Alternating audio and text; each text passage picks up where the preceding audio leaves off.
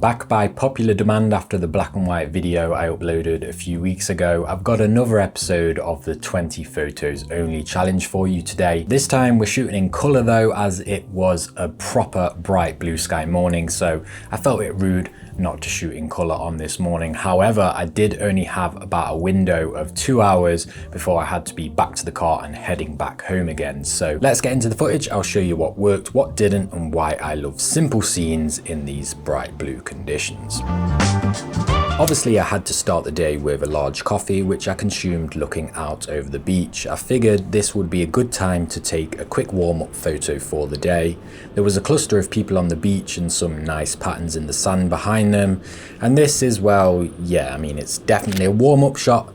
Nothing more, nothing less. It was after that shot I decided I'd do an A to B to A style of walk that takes about 30 minutes in either direction, leaving me with plenty of time to play around en route there and back, depending on what I found. I started off strong in my personal opinion, heading towards this beach shelter, which I've photographed before, but it has always been under overcast conditions in the past. So I was super happy to see the light bouncing off the bricks and giving that orange colour a pop. Of course, blue and orange being a highly pleasing colour palette. Honestly, this empty frame works great, but there was a lot of people passing, so I waited for a particular solo person to wander past and captured them slap bang in the middle of that window. It was pure luck that the person was wearing blue clothes, but I was very happy about it because that leans even deeper into that simple colour palette.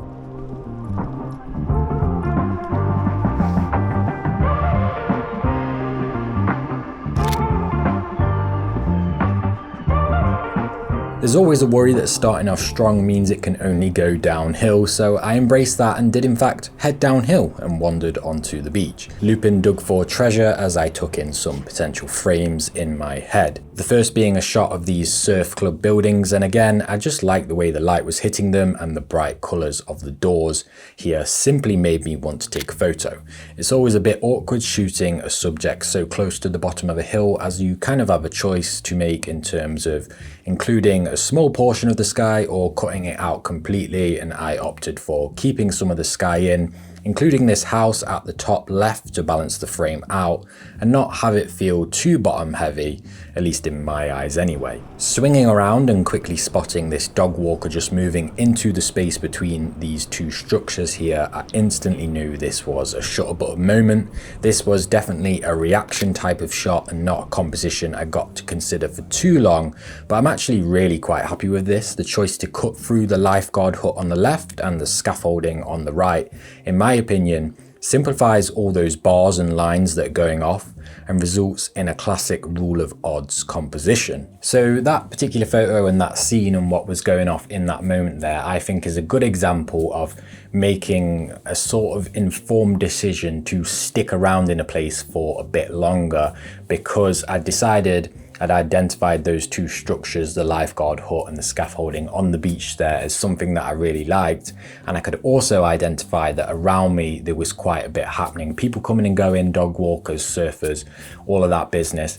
So that tells me, because I'm happy with what's going on in front of me, it's actually worth my time to stay put for a little bit longer than I normally would on a time constraint, and try to not worry what might be 30 minutes down the beach or worry about other photos I could be taking, because I'm happy with that first photo I took. So that tells me it's probably worth your time to stay in that spot. We'll also see an example of when this doesn't happen, and I choose to move on later on in this video, but back to the footage for now, and knowing I have a few moments before more unfolds behind me, I decided to take another frame of this building. This time a profile shot, and while I do love the light and colours in this, it would definitely be stronger if something else was happening. Even if a couple of surfboards or something were present leaning against the wall, that would help a lot. So this is one to revisit in the future. But back to focusing on the hut and the scaffolding, I had to try a wider frame that included the full structures. I'm using the tire marks in the sand here as a bit of a line into them, And I like this one, but I honestly don't think the people are even needed in this particular frame. With it being wider and they're kind of further off in the distance, it's much more about the structures themselves. From a different angle though, I think the inclusion of this cluster of people on the right as opposed to in the middle do actually add a bit to the photo, especially because they're all in dark clothing. So with that in mind, I did a little bit of a combination of everything that had worked so far and cut through the lifeguard hut, included a bunch of people in pleasing places, and kept the full scaffolding in the shot, specifically for the see-through fabric that's wrapped around it. That looks really nice in my opinion with this specific lighting.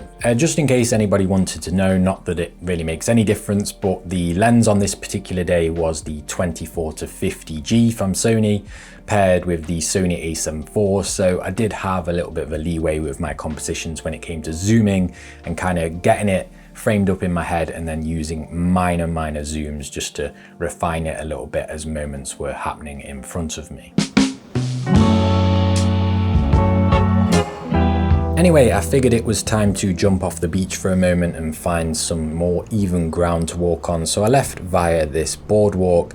The shadows from the railings on the floor here persuaded me to take a photo, and to be honest, I argued against them for a moment, but the shadows won the argument, so I did take this frame, and well, yeah, it's not really for me. It's something that I've been happy with years ago, but I don't know, it's just a bit flat, I guess. Just up from there though, I did spot this simple little scene of the side of a bar and all these kegs sitting around on the floor, which probably says more about me wanting a beer by this point than anything else, but it made an okay photo, I guess. By this point, I'd basically made it to the end point of the walk before I'd turn around and head back in the same direction.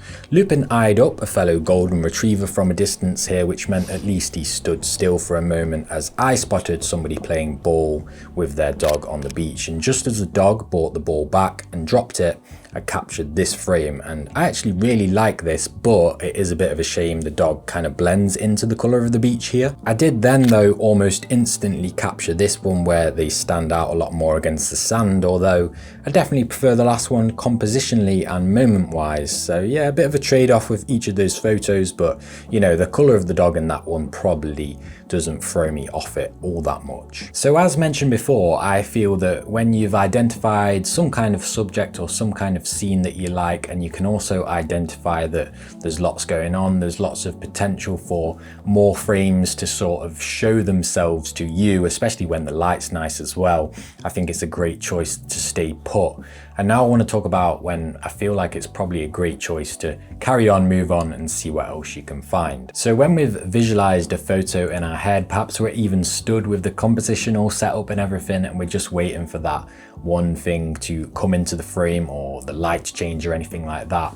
If you're looking around and you're kind of identifying the fact that you don't think that moment's going to happen unless maybe you stuck around for 24 hours and you really didn't have to be anywhere else and you're willing to wait that long, that's fine. But if not, I think you're actually better off banking that and coming back to it at a later date when you know there's a higher chance that that photo will actually play ball with you as a photographer. And here's a good example of that. This break wall here in my head would be absolutely fantastic to capture somebody walking along the top of it, especially on a day like this when it's bright and there's a blue sky. And I did stick around for about maybe 10 to 15 minutes or so, just looking around and scoping out the possibility of that happening. I even took somewhat of a test shot here to try and persuade the photography gods, but yeah, very few people were passing this area, and the ones that were dog walkers, and I imagine there's an even smaller chance that a dog walker is going to wander along there with their dog, especially if their dog's off lead. So for me, that's when I say I'll bank that shot in my head, come back at another time, perhaps when I know it's going to be busier, and hopefully I can bring that shot to life. One, because I'm on time constraint here, and two, because even if I wasn't, I'd probably be waiting all day. So I guess what I'm trying to say is make those informed and calculated choices based on what's going on around you and whether you can warrant waiting hours for a photo to come to life or not, or whether you're just better off coming back at a later date. Anyway, after that, I put my best foot forward to get back close to the starting point as I was running out of time, so I didn't take any more photos until I was back in closer proximity to the car park. which is where I spotted this arrow on the floor, mostly being lit up, but with a small section of it falling into deep shadow, which I really liked, and all I needed now was a cool subject or two to complement that arrow and the direction that it was pointing.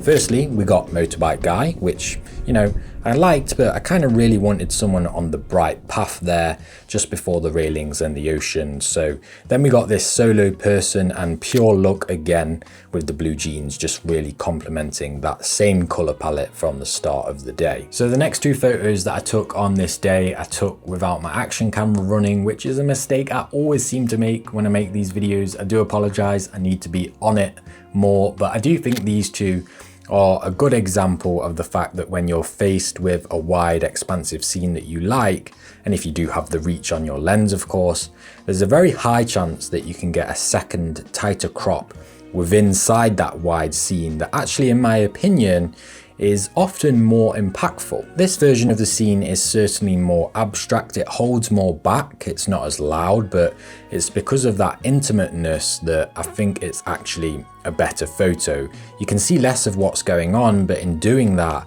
the subject becomes stronger, asks more questions, and doesn't just get lost amongst the landscape. Moving on from there and wrapping up the morning with two more frames then, right near where I park the car. I always nip down to this little building when I'm in the area. Who knows why? Maybe it's the blue garage doors, maybe something bad will happen if I don't take a photo of it every time I visit. Either way, I got two different angles, and that was a wrap on the photos for this particular day. I think I did quite well. All right, so with the footage out of the way, if you were counting, I doubt you were, but if you were, you will have counted 21 photos, which means I failed the challenge again. I failed it the first time with the black and white video. I failed it this time. The challenge is 2-0 on me, but I'll end the video the same way as I did the last one. You can't fail when you're out having fun with your camera. Let me know which was your favorite photo from this episode in the comments down below. And as always, I'll see you in the next video. Thank you for watching.